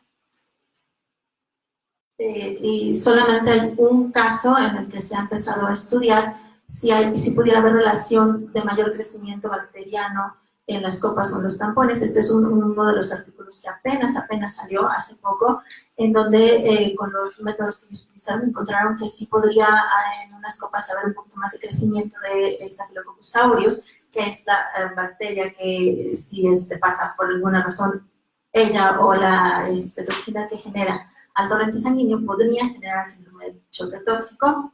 De acuerdo a los resultados que encontraron estas personas en su trabajo, puede ser que sí, que en la superficie de la copa pueda crecer una partícula de esta bacteria, pero es uno de los primeros trabajos que hay. En este trabajo, pues que recién fue publicado y que estuve revisando, quedan varias interrogantes, como saber si realmente el método que ellos están proponiendo para proliferar las bacterias hace lo mismo o mimifica de alguna forma lo que está ocurriendo dentro de nosotros o no, o si habría que intentar algún otro modelo para ver si realmente están representando las condiciones en la vagina.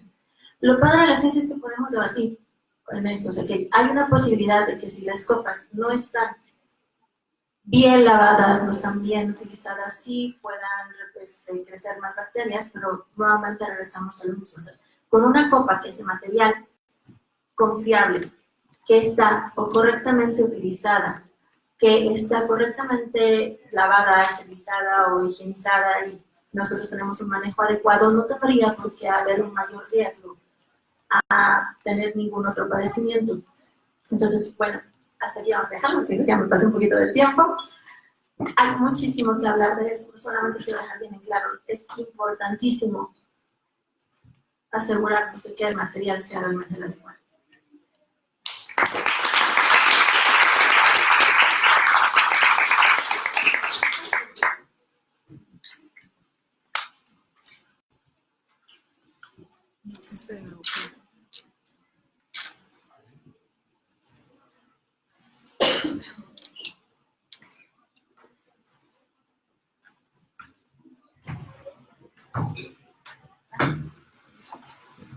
El de pedagogía es el...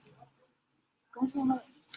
El que dice Berenice, yo creo. El que dice Berenice.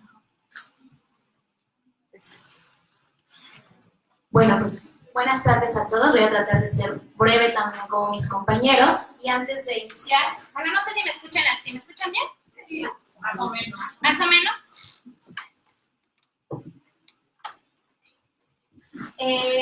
Antes de iniciar esta presentación, como se habrán dado cuenta, mi tema es sobre educación y pedagogía menstrual. Y un gran ejemplo de esto es justo lo que estamos haciendo. Es este pequeño encuentro en donde se está dando información respecto a si la copa menstrual pero a lo que se está generando a partir de ella o que incluso ya estaba presente, ¿no? Es muy curioso porque mis compañeras han presentado información valiosísima, de verdad es información pues ahora sí que de primeras fuentes. Pero mucha de esa información no todo el mundo la llegamos a comprender tan fácilmente, ¿no? Porque no son los términos que nosotros encontramos en la esquina, etc.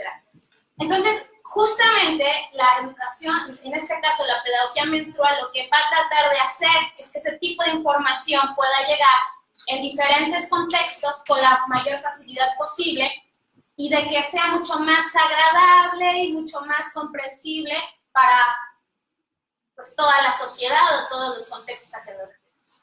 Entonces, ese es un ejemplo de esto. La propuesta de mostrarles esto de la educación al pedagogía menstrual es a partir de 3 problemas que he estado observando. Existen otros más y justo este encuentro es para que cada uno de ustedes también puedan apoyar en contribuir a esto, o sea, retroalimentar lo que se está presentando y proponiendo. Entonces, la educación, en este caso, la educación menstrual no es algo nuevo, en realidad se da en las escuelas, pero de una manera no de la mejor manera, y vamos a platicar un poquito por qué, ¿sale? Entonces, perdón. Uno de los factores por los cuales estamos proponiendo trabajar o enfatizar sobre la pedagogía y la educación menstrual es la violencia de género, que hablamos desde una cuestión cultural, social, política y educativa. Y todas estas cuestiones se centran al final en una cuestión interna, es decir, desde una cuestión individual. Sí es verdad que tiene una acción pues macro, ¿no? Pero al final todo siempre va impactando a nuestra conducta o en un sentido individual. No me voy a centrar mucho en las situaciones problemáticas, solo les pongo algunos índices. Estos son del 2015, si no mal recuerdo, ¿no? Pero hablamos sobre la prevalencia de la violencia contra las mujeres en México por tipos de agresión emocional, etcétera, etcétera. Muchos de nosotros estamos bastante enteradas de esta cuestión. Un factor es la violencia de género. Otra que me ha movido mucho personalmente, no sé ustedes, pero personalmente es el embarazo adolescente. Me voy a detener un poquito en esto porque justo en este año hay mucho movimiento por parte de CONAPO en cuanto a promover el no embarazo adolescente. Y es muy curioso porque esto se propuso, si no mal recuerdo, desde el 2013. Se hizo un trabajo para hacer propuestas en contra de esta situación, ¿no? Y hasta apenas el 2018 cerrando, bueno, ya saben, ¿no? Cerrando este ciclo de gobierno, se está dando lo más que se pueda. Tienen hasta diciembre a ver qué logran. El gobierno federal dijo que sí se ha avanzado, pero resulta que en el AOCDE tenemos el primer lugar en embarazo adolescente, ¿no? Entonces resulta que pues, siempre no, que no es verdad. Pero también hay una cuestión importante que se ha dejado mucho de lado, que es el trabajo de la corporalidad y del reconocimiento sobre nuestros cuerpos, ¿sí? Un ejemplo de esto es el hablar sobre el ciclo menstrual, sobre los flujos, sobre las cuestiones hormonales, etcétera, etcétera. Es un ejemplo de lo que significaría trabajar con nuestra corporalidad. Esta pequeña muestra también es el porcentaje de adolescentes que usan pues métodos anticonceptivos, más bien quienes no usan, métodos anticonceptivos en su primera relación sexual y pues que creen que como siempre pues, las chicas son las que no usan en su primera relación sexual. Los hombres tienen mayor ventaja en ese sentido. Ok. Este es un pequeño algo que menciona este autor respecto a las cuestiones de la sexualidad, hablando de una acción de derecho, ¿no? Nuestra sexualidad también se ejerce a partir de derechos sexuales. existen varios derechos sexuales. No me centro tampoco en esto, habrá quien va a hablar al respecto, pero hablan desde una perspectiva de educación integral, ¿no? Y nos damos cuenta también que la cuestión sexual lo marca, esto es del Programa Sectorial de México de Salud Sexual y Reproductiva para Adolescentes, pero ellos lo enmarcan como una cuestión reproductiva también, que está bien por un lado, pero no necesariamente tendría por qué ser reproductiva. Va más allá de esto y nos vamos a centrar específicamente en la visión integral, que es lo que propone la educación menstrual. Otra cuestión u otra situación por las cuales también se está proponiendo enfatizar sobre educación menstrual es por la limitación que estamos teniendo en nuestra inteligencia emocional. Y este aspecto lo veo desde una cuestión educativa, pero también social, ¿no? Haciendo un pequeño paréntesis respecto a lo que significa una emoción, desde este autor, ¿no? Que es la capacidad para reconocer sentimientos propios ajenos y la habilidad para manejarlo. Tiene que ver con una cuestión hormonal también. Entonces, todo lo que estamos proponiendo, todo lo que estamos hablando, tiene una relación. Lo estamos hablando de manera aislada. Y en función de esto, hay esta pequeña frase que dice que la falta de escucha pues, nos está limitando. Y la falta de escucha no hablamos nada más de tú y yo, ¿no? Sino la falta de escucha que tenemos hacia nosotros mismos o hacia nosotras mismas. En esta situación de la limitación de nuestra inteligencia emocional, existe una violencia a gran escala, cultural, educativa y sistémica, ¿no? O sea, toda la situación de violencia que estamos viviendo como comunidad o como sociedad también es una cuestión de trabajo de emociones, que la escuela o que la escuela formal está dejando fuera, más aún de que esté una reforma educativa. También hablamos de un desconocimiento emocional contra un autoconocimiento emocional, que también en esta parte es lo que se está centrando, se quiere centrar la educación en eso. El poco manejo de las emociones, y es decir, el reconocimiento que no se tiene hacia ellas, el aprovechamiento productivo de las emociones, es decir, en el momento en que nos vamos reconociendo y autoconociendo, de qué forma estamos aprovechando esas oportunidades de escucha hacia nosotras o hacia nosotros mismos. La empatía, que es algo importantísimo y que actualmente como sociedad la requerimos, y los procesos espirituales que también son importantes.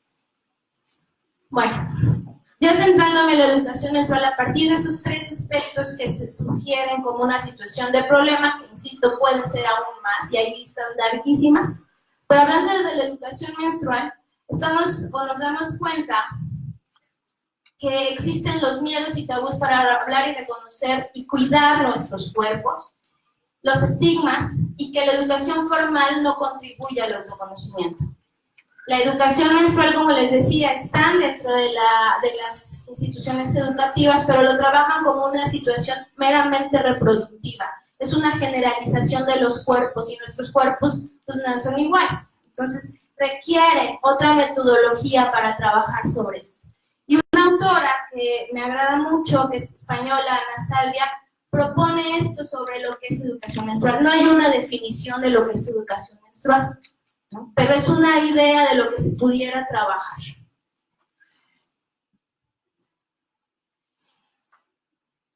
Hace rato con mis compañeras en los términos médicos, que yo decía, oye, ¿sabe qué?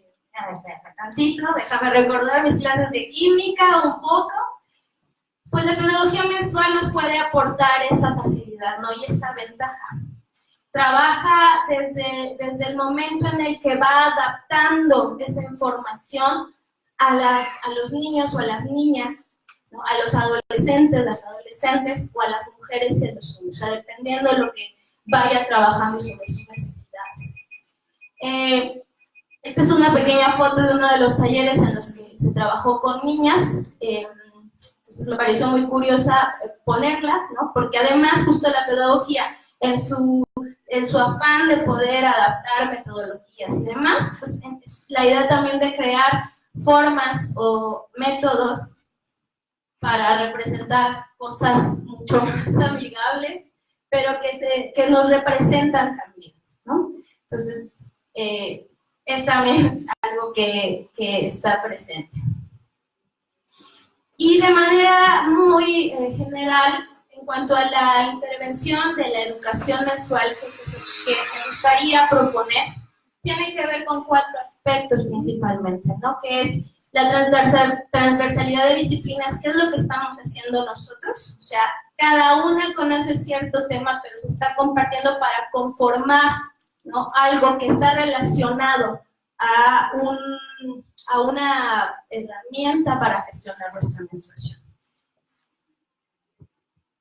La adaptación y sistematización de métodos, que es justo yo como madre, por ejemplo, ¿cómo le puedo hablar a mi hija o a mi hijo sobre su cuerpo y sobre este proceso que está viviendo o que va a vivir?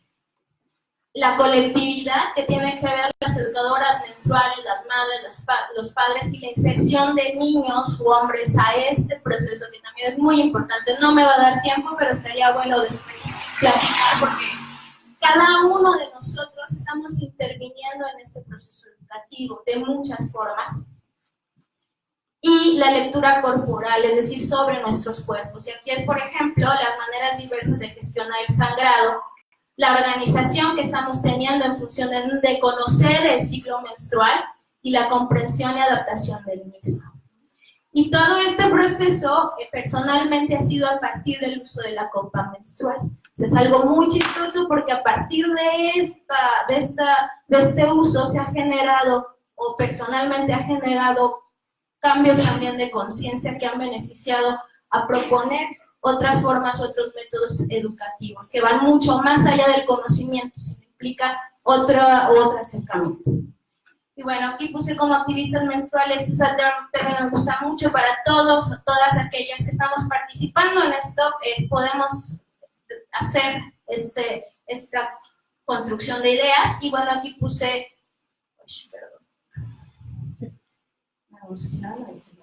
algunos trabajos que internacionalmente están presentes, pero también en México hay muchas propuestas y pues aquí estamos, cada una de nosotras podemos ser. Y esto pues yo creo que se va a pasar después, es un artículo de algo que una chica se hace llamar la Barbie científica, sobre el pensamiento crítico y acercamiento corporal para prevenir el feminismo corporativo. El desarrollo no me va a dar tiempo, pero espero que si tienen dudas, no las hagan saber. Eso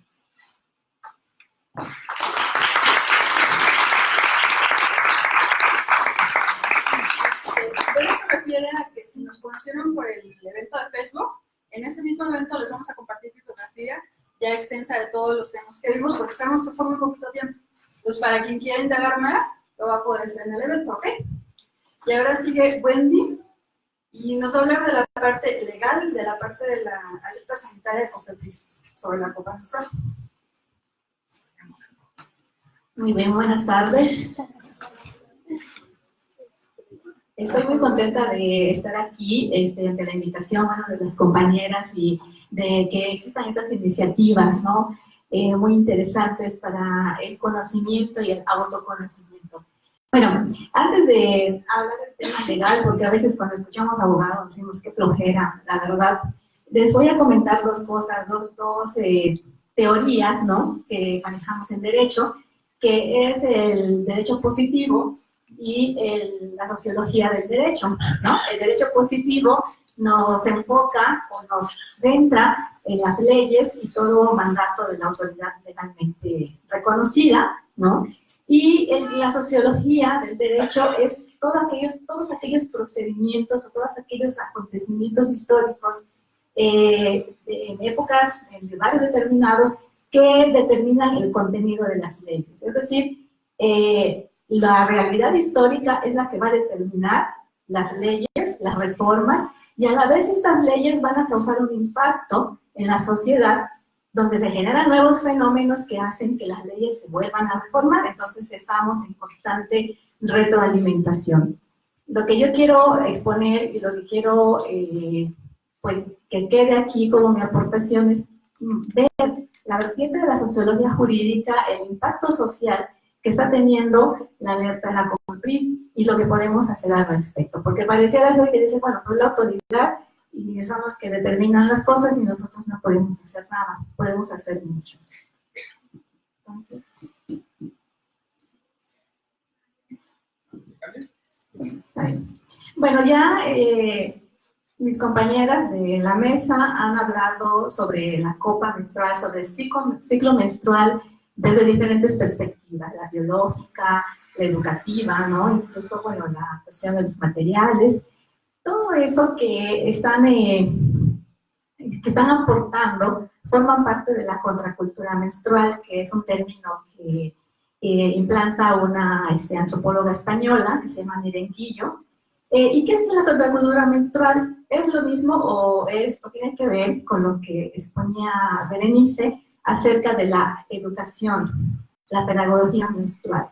Pero que parte de una resignificación del ciclo menstrual, porque hemos crecido, dependiendo del país o de la cultura o del medio en que nos movemos, hemos crecido con muchos tabús, con muchos prejuicios acerca de la menstruación. Para un ejemplo, como que cuando empezamos a menstruar, estamos más o menos en la secundaria, aunque ahora ya están empezando desde antes, y pareciera ser que es algo que tenemos que ocultar, algo vergonzoso. Y a partir de eso, vergonzoso, nos condicionamos en otros ámbitos de la vida, el que tiene que ver precisamente con los derechos sexuales y reproductivos. ¿Sí? ¿Qué quiere decir esto? Quiere decir que si no entiendo mi ciclo menstrual, bueno, la menstruación es una fase de todo un ciclo que vivimos las mujeres, 28, 21 días, 35 días, dependiendo de cada una. Si no conocemos cómo funciona y cómo funciona en nosotras mismas, estamos obstaculizando el ejercicio de los derechos sexuales y reproductivos.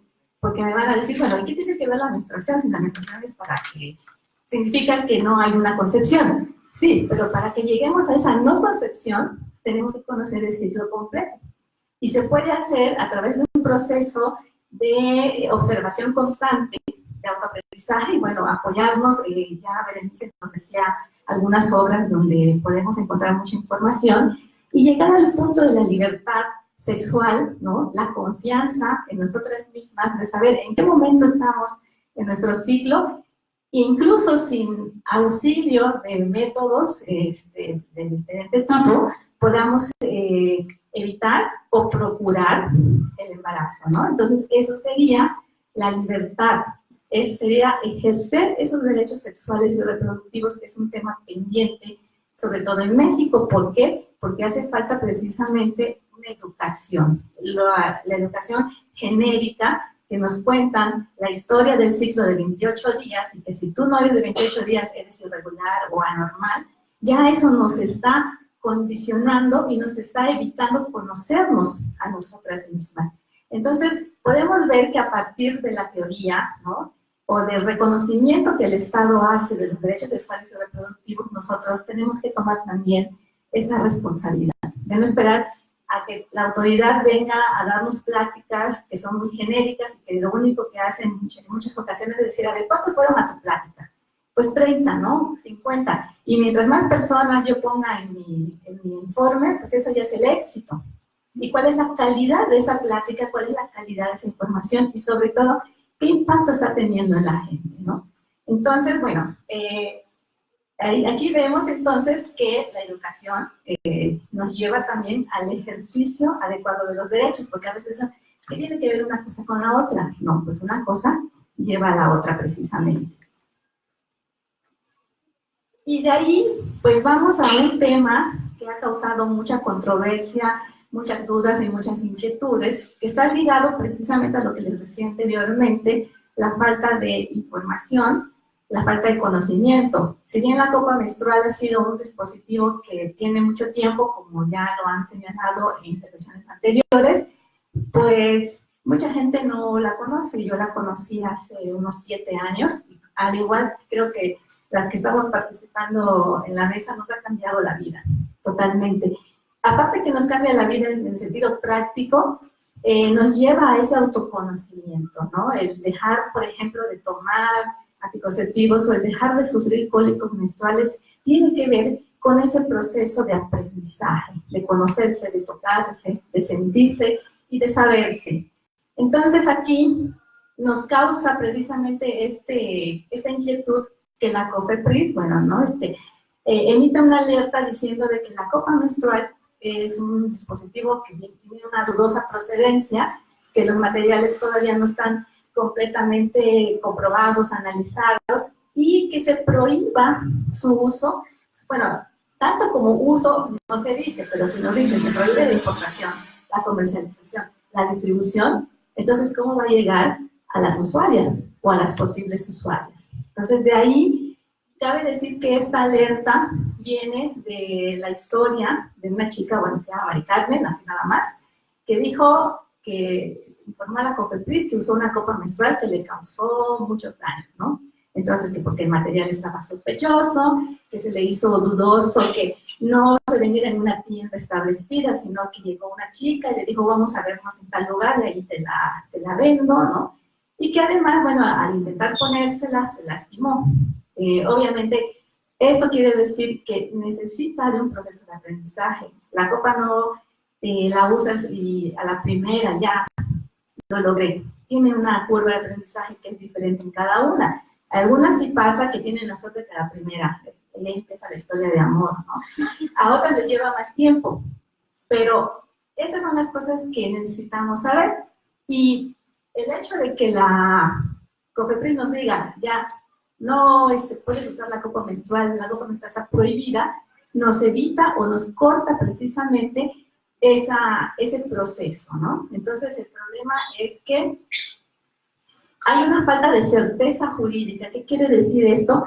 Quiere decir que no están establecidos los parámetros totalmente que tengan que ver con la copa, es decir, normas oficiales mexicanas que nos digan, bueno, esta va a ser la composición, necesita las certificaciones del material, necesita este procedimiento de almacenaje, de traslado.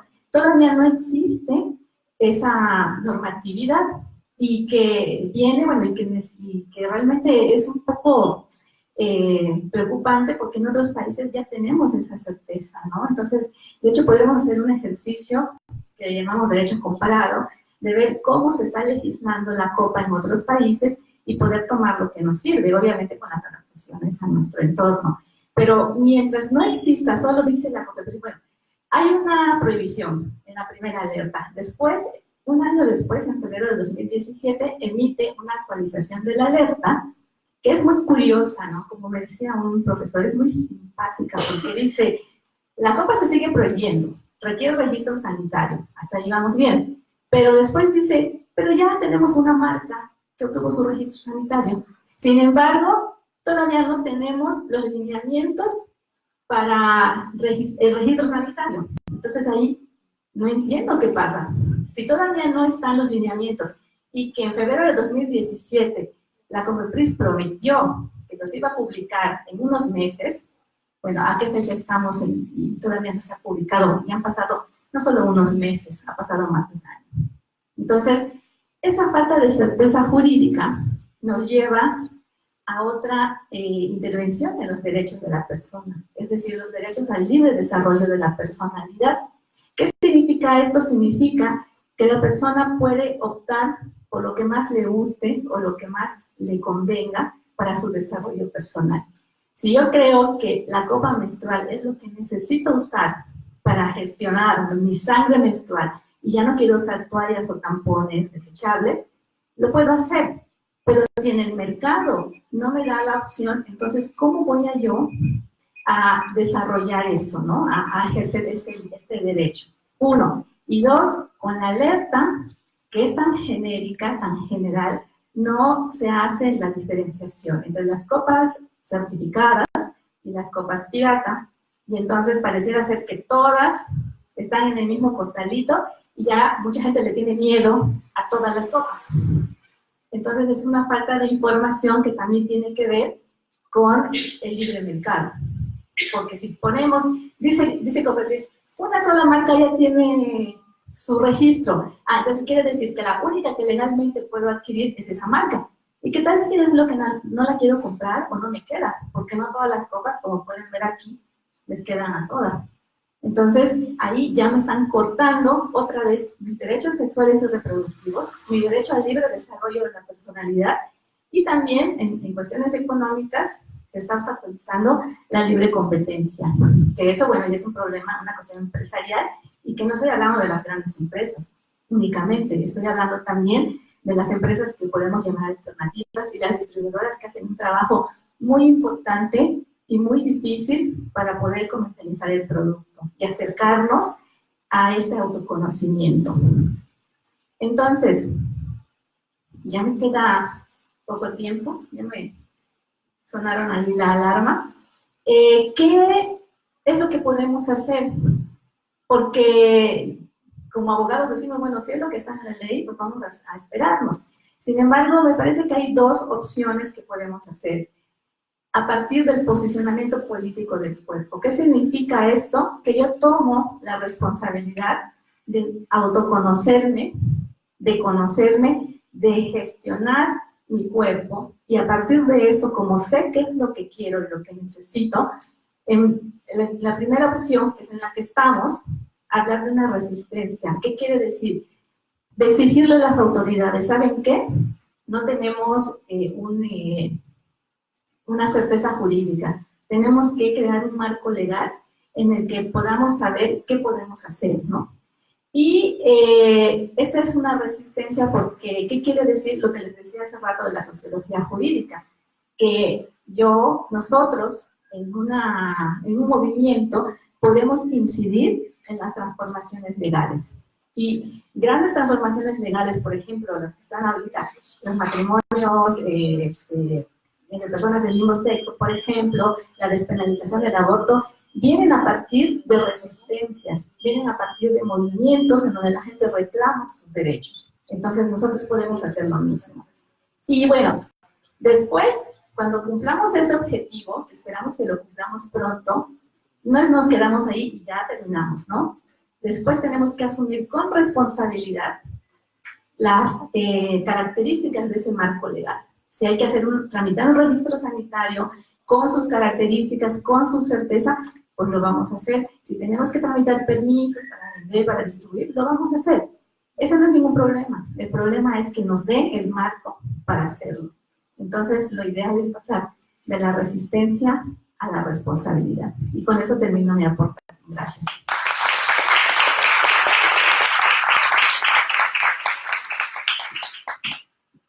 La siguiente parte, Luz, nos va a dar la parte de resignificación menstrual. Y esto va un poco más a la mano de lo que vemos nosotros cuando empezamos a la copa, o sea, como que dejamos de estar enojadas con nuestra menstruación, como que hacemos las paces, y esa es la parte que nos va a dar Luz. Y bueno, para seguir haciendo las paces, chicas, las invito en esta última parte, y chicos por ahí, que se levanten un momentito. Ya llevamos más de casi 2 horas ahí sentadas. Entonces, levántense y estírense tantito, por favor. ¿Sí? Eso, muy bien. Eso, vamos a estirarnos un poquito y por favor, si les es posible, cierren sus ojos. Un segundito nada más, les prometo. Cierren sus ojos por un momento y vamos a hacer un pequeño ejercicio de imaginación. Respiren profundo y relajen el cuerpo. Relajen todo el cuerpo, están a punto de salir y van a recibir una muy bonita información. Cierren sus ojos e imaginen. Vamos a imaginar que una mujer muy especial, tal vez su mamá, tal vez una amiga, su abuela, su prima, el día de hoy enfrente de ustedes les va a dar un enorme ramo de flores. Un hermoso y enorme ramo de flores. Y después las lleva o los lleva a comer a su lugar favorito. ¡Qué rico! Les lleva a comer lo que más les gusta. Les dio unas flores, las llevó a comer afuera y después van a un lugar a ponerse guapos, a ponerse bonitas.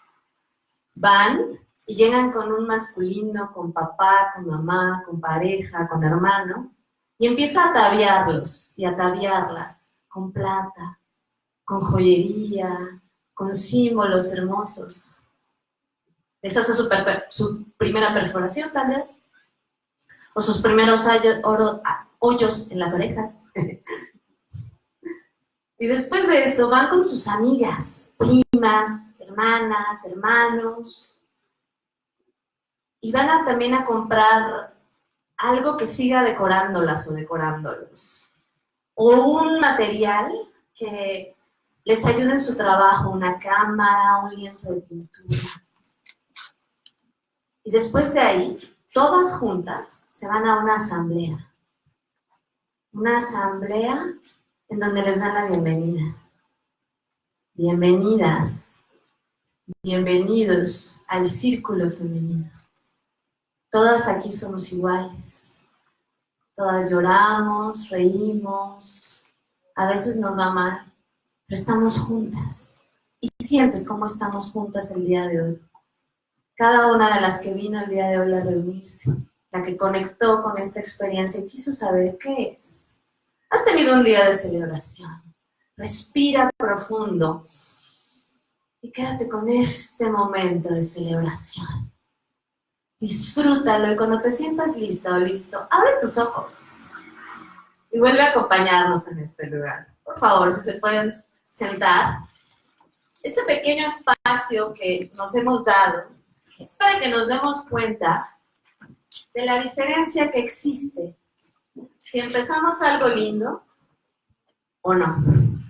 Y aunque parezca algo así, de la nueva era y todo esto, estas tradiciones de celebrarnos, y en este caso, por ejemplo, de celebrar nuestra primera menstruación o de celebrar la menstruación en sí, es muy antiguo, ¿saben? Por ejemplo, les muestro la imagen de una mujer, de hecho, de la actualidad, de un pueblo que se llama Mosú. Y Mosú está en China. En China lo que ocurre cuando una mujer menstrua por primera vez es que le toca reunirse con su madre y otras mujeres de la comunidad. Ellas le tejen un hermoso vestido hecho en telares, que tiene una blusa y una falda. Y lo más importante, un tocado hecho de lana de buey, de yak, del Himalaya. Y entonces, a partir de ese momento, ella ya tiene un traje diferente. Y tiene la posibilidad de tener una llave para una casa especial dentro de ese espacio. Y no vuelve a ser la misma, pero a la vez está acompañada, porque ahora sí se puede reunir con otras mujeres y hacer cosas importantes dentro de su comunidad. En la tradición mapuche, de un pueblo que existe entre Chile y Argentina, bueno, era un pueblo nómada, vamos, en ese pueblo se celebraba también la primera menstruación a través de un baño de flores. Ese baño de flores se lo daba la mamá de la persona y otras mujeres cercanas a ella, donde le hacían este pequeño bañito de amor con flores al lado del río, y esa era la última vez que mamá bañaba a su hija. Después de ahí le volvían a poner un traje diferente también, un traje de esa tradición, de la tradición mapuche, pero un traje distinto. Y de este traje también, pues ella también tenía la posibilidad de reunirse con otras mujeres y tener una nueva etapa en su vida a través de este colectivo. Qué lindo iniciar cualquier cosa con algo lindo, ¿cierto? Con un regalo, con una celebración. ¿Y qué ocurre cuando pasa lo opuesto? ¿Qué ocurre cuando no celebramos, cuando nos quejamos? ¿Qué pasa cuando alguien, una compañera o un compañero, nos dice, qué asco que traes la falda manchada? Deberías de avergonzarte de tener tu ciclo. Esconde las toallas. Eso no te hace bien. Eso debería de estar oculto, ser secreto. ¿Qué pasa cuando te insinúan que ahora, ya que empezaste a menstruar, siendo aún una niña, estás en el mercado de la sexualidad y ahora sí eres cancha reglamentaria? ¿Y qué tal que ahora te ven con otros ojos? ¿Y qué tal si ya no te puedes relacionar con los niños de la misma manera? Pues lo que pasa, de lo peor a lo mucho peor, nos baja la autoestima, nos da miedo crecer, nos hace pensar que es inseguro ser mujeres, nos hace sentir que de ahí para adelante tenemos que cuidarnos mucho más, porque ahora el mundo se volvió peligroso. Y por ello, pues muchos padecimientos hormonales, y de muchos tipos en esa biología femenina terminan mellándose, porque la menstruación resulta algo terrible, el inicio de un proceso de dolor, no el inicio de un proceso de gozo. Porque ser cíclicas es gozoso. Es gozoso saber qué va a pasar, si te conoces. Es gozoso saber cuándo vas a estar más enojada, cuándo vas a estar más triste, cuándo tal vez te va a pegar más algo, o te sientes más coquetona. Y hasta pues mucha gente se te antoja, ¿sí? Es gozoso y normal. Si lo vamos al otro lado, llegamos a tradiciones también muy violentas, como lo es la mutilación genital, que aún sucede, gente. Aún sucede en África.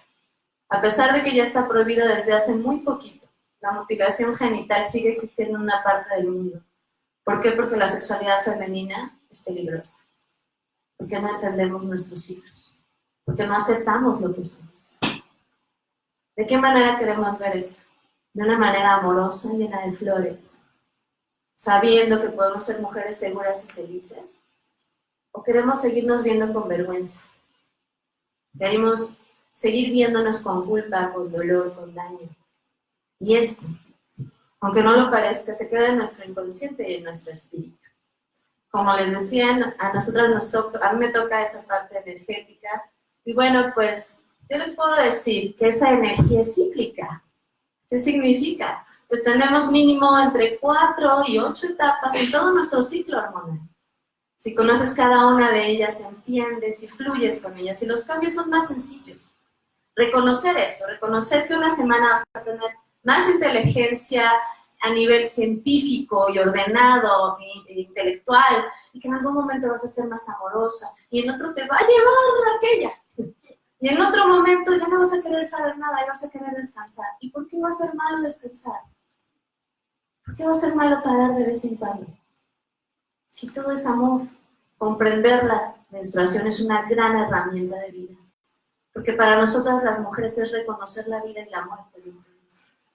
Es saber que un día, para todas las que quieran, un día vas a dejar morir esa parte femenina de antes de ser mamá y nacer a ser mamá. Un día vas a morir a esta vida cíclica y en otro momento vas a dejar de menstruar y la menopausia va a llegar. Entender esto es entendernos a nosotras mismas y amarnos a nosotras mismas es parte de todo esto. Saber renacer y morir, créanme, nos va a ayudar muchísimo a que todos estos asuntos hormonales y físicos también se beneficien mucho. También nos podamos ayudar a conectar con otra cosa y poder celebrarnos, estar felices con ello. A mí me gusta mucho el método de la copa menstrual porque es uno de los únicos que nos permite tener este contacto y esta familiarización con nuestra sangre. ¿Por qué algo que está dentro nuestro ha de ser sucio, ha de ser feo, ha de ser asqueroso? Si es nuestro. Y además cuando decimos esto, nos decimos asquerosas y sucias a nosotras mismas. Cambiemos las palabras y familiaricémonos a través de tener contacto con nuestra vulva, de tener contacto con nuestra vagina. Este es uno de los mejores métodos para quitar mitos acerca de nuestra sangre. Ya nos lo platicaron acá, cómo pensamos que es mucho y muchas veces es muy poquito lo que menstruamos. Pero esto sucede porque este es un reservorio que nos ayuda a mirar muy bien color, densidad, tamaño. Por eso la conciencia, y yo le llamo a este método un método consciente, porque nos ayuda a entender lo que de verdad hay. Y si sabes lo que hay, entonces puede ser saludable. Y puedes estar bien y puedes dejar de ver cosas que tal vez no están, como si hueles o no hueles mal, o de qué color es en realidad. Y bueno, pues por otro lado, ya casi cerrando, pues es un gran método también para ritualizar. Fue bonito lo que hicimos en un principio, ¿no? ¿Les gustó? Visualizar y mirarse llenas de flores, eso es ritualizar. Darle al inconsciente, a la mente, otro método de mirar las cosas. ¿Y qué tal si hoy menstruas? Además de sentir todo lo que sientes, te das un regalito. Y te permites entonces darte un chocolatito en esas ocasiones, por gusto. O descansar 2 horas más. O sentirte en un espacio y no hacer nada. La copa menstrual también te permite un poquito hacer este juego con la sangre. Y permitirte familiarizarse de una manera mágica. ¿Por qué no en algún momento pintar?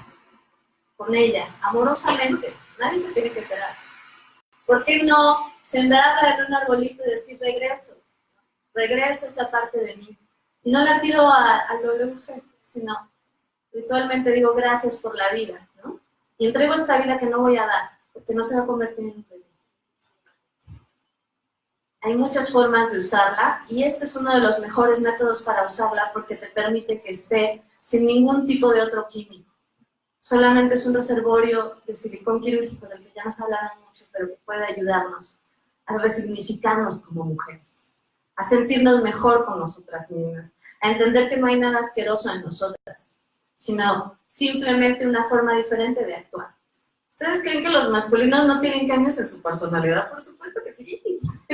Solo que no son medibles, las nuestras sí.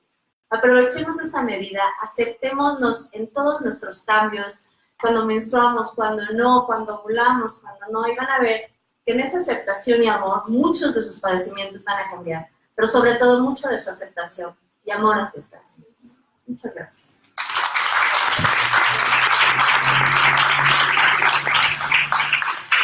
Bueno, ya para terminar el evento, tenemos precisamente estas expresiones artísticas que salen precisamente de la administración y usar copa y todo esto. Este es un tambor udú, nos va a hablar de él, la persona que lo hizo. Y también tenemos del otro lado una muestra de arte menstrual, por si gustan verlo. Y ya con eso cerramos. Muchas gracias por venir. Gracias.